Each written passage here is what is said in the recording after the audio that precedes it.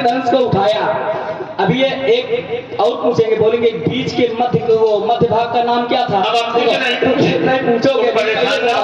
देखिए जिस समय धनुष तोड़ने वाले ने धनुष को उठाया, खींचा का धनुष को, खींचा का धनुष तोड़ने वाले ने खींचा डोरी को, प्रतिमचा को, डोरी नहीं टूटी, धनुष टूट गया। काहे टूट गया? क्योंकि धनुष कठोर था और ये जो डोरी है ये लचीली है। दूसरा कारण जो परमात्मा से दूर हो जाता है, जिस समय धनुष खींचा गया तो धनुष टूट गया, डोरी हृदय के समीप में आई, डोरी की रक्षा हो गई, धनुष टूट गया। इसका टूटने का तीसरा कारण, जब इसका अटनी और ध्रुवा, इसके दो हिस्से हैं, जब इस दोनों अटनी और ध्रुवा जब ये दोनों आपस में छुए तो ये छूते ही टूट गए। अब तुम बताओगे कि अटनी कौन है, ध्रुवा कौन? मैं जानता हूं तुम्हारे खेलों के चक्कर में ना पड़ा। देखो हम तुम्हारी बात मान रहे हैं, ना मानो। अब तो देखो लड़ाई कोई बात है नहीं। जब ध्रुवा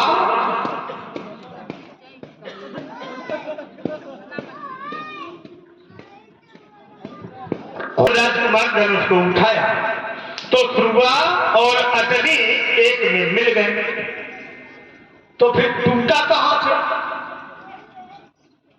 क्षण अमुख मध्य, मध्यमन। अब ये धनुष है और धनुष भी गोलाकार है, तो अब ये मध्य का भाग कहां है? तो पूरा धनुर्वेद में पाया गया कि ध्रुवा, अटनी, प्रत्यंचा और जहां हम स्पर्श कर रहे हैं या पकड़े धनुष को, इसका नाम है आसन। धनुष के कितने नाम बताए? ध्रुवा, अटनी, प्रत्यंचा, आसन। एक और अंग है जहां से धनुष टूट गया। पांचवें अंग का नाम है मृणालिनी। धनुष जो टूटा है वो मृणालिनी नामक अंग से टूटा है, अर्थात आसन और अग्नि का जो ये मध्य भाग है, धनुष यहां से टूटा है। आसन और ध्रुवा के मध्य भाग का जो है ये यहां से धनुष टूटा है, लेकिन धनुष तोड़ा नहीं गया है। आदरणीय श्री टूट जाता है। लेकिन ना, इस संसार में जितने भक्त हैं ज्ञानी, ये सभी चाहते हैं कि हमारा मोक्ष हो जाए, हमारा कल्याण हो जाए, हमें संसार में ना आना पड़े। तो जब तोड़ने वाला इसके पास आया तो धनुष ने भी बबलू विचार कर लिया कि अगर हमारे भी प्राण तीर्थों में छूट जाए तो हमें भी मुक्ति मिल जाएगी। तो तोड़ने वाले के जो हाथ हैं अमुक तीर्थ पानी, तोड़ने वाले के हाथ वो तीर्थ के समान है, तो धनुष स्वयं उठ गया। ये तब क्यों दामिन, ये क्या है? धनुष स्वयं अपने में परिवर्तन किया और स्वयं तस्य हस्ते समाहितम स्वप्राणम मोक्ष, और अपने प्राणों को उसके तीर्थ रूपी हाथों में समर्पित कर दिया। ये इसका वास्तविक स्वरूप है। ना उसने तोड़े नहीं, उसने तो इस धनुष को सदगति दे दी, मुक्ति दे दी, अपने में समाहित कर लिया। इसीलिए किसी ने नहीं देखा जब अलौकिक सत्ता के द्वारा इस धराधाम पर कोई कार्य किया जाता है तो महाराज केवल आभास होता है, अनुभव होता है, किसी ने नहीं देखा, किसी ने नहीं देखा, नहीं होता। अब रुक जाओ, किसी ने नहीं देखा, हम लोग, लेकिन लोगों ने जाना कैसे? भाई जब तक जाना ना जाएगा, भाई धनुष तोड़ने वाली जय जयकार क्यों? भाई जब देखा गया तभी तो जय जयकार हुई। लेकिन किसी, हाँ कुछ हुआ क्या? जिस समय ये धनुष टूटा तो इससे एक ध्वनि निकली। अब ध्वनि जब निकली वो त्रिभुवन में व्याप्त हो गई। वो ध्वनि राशि कौन सी थी? धरे भुवन धुनि घोर कठोर, रव रवि बाजी तजी मारग चले, चिकर ही दिग्गज डोल मही, अहि कोल कूर्म कलमले, सुर असुर मुनि कर कान दीन्हे। इसके किसके कान में आवाज आ रही? सुर, सुर माने देवता, असुर, असुर माने राक्षस। हाँ, मुनि, ऐसे मुनि, ये मुनि, ये मुनि, ये मुनि, धरी मुनि तन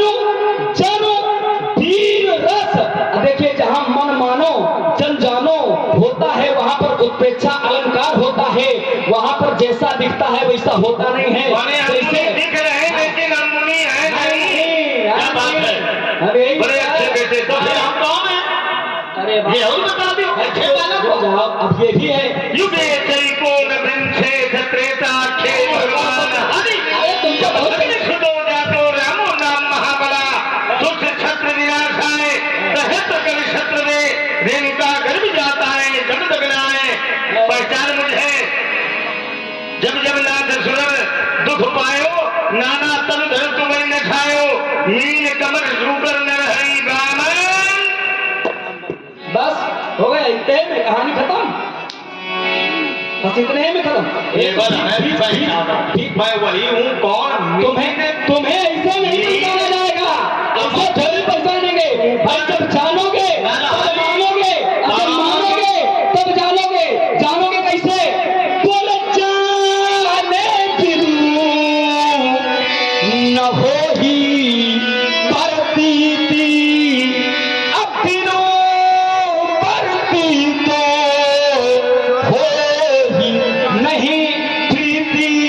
तो देखिए जब जाना जाएगा महाराज तब माना जाएगा, क्योंकि ये जो मानव का जीवन मिला है ये संघर्षमय जीवन है, इसलिए सभी को संघर्ष करना चाहिए। जिस मानव के जीवन में मानव के जीवन में देखिए मानवता नहीं है, उस मानव का जीवन व्यर्थ होता है। जैसे कैसे? ये संघर्षो जीवन का पर्याय है, ये संघर्षो जीवनों का पर्याय है। यह संघर्ष सबको फिर करना पड़ेगा। बनने लगा है बबलू जी। ये संघर्ष जीवनों का पर्याय है। भैया नहीं कहिए बबलू जी, अरे वो मेरे बहुत बड़े कक्का है। अरे वो हमारे चेला है, तुम ये भी नहीं जानते हो? तुम कहाँ जानो हमारे इससे हैं? जब जाना ना करो तो बीच में आया करो। ये संघर्ष जीवनों का पर्याय है, यह संघर्ष सबको फिर करना पड़ेगा। ये मानव बना, ये मनुष्य का शरीर तो प्राप्त कर लिया, कहने को लोगों ने कह दिया ये बड़े भाग्य मानुष तनु पावा। बड़े भाग्य से मनुष्य का शरीर मिलता है, लेकिन अगर इस शरीर में मानवता नहीं है तो ये शरीर व्यर्थ है। ये मानव बना, यदि मानवता नहीं है, ये मानव बना यदि मानवता नहीं है, मेरी दृष्टि में मानो वो मानो नहीं है। क्यों? चेतन तो पाकर, या यूं कह दिया जाए इतना तो पाकर ये जहां चाह रहे हो, ये इतना तो पाकर ये जहां चाह रहे हो, तो एक दिन फिर सबको हाँ मरना पड़ेगा। ये संघर्ष जीवन का पर्याय है, यह संघर्ष सबको फिर करना पड़ेगा। मैं आशावादी मानूंगी। इसकी जरा आवाज और बढ़ाओ, बजा।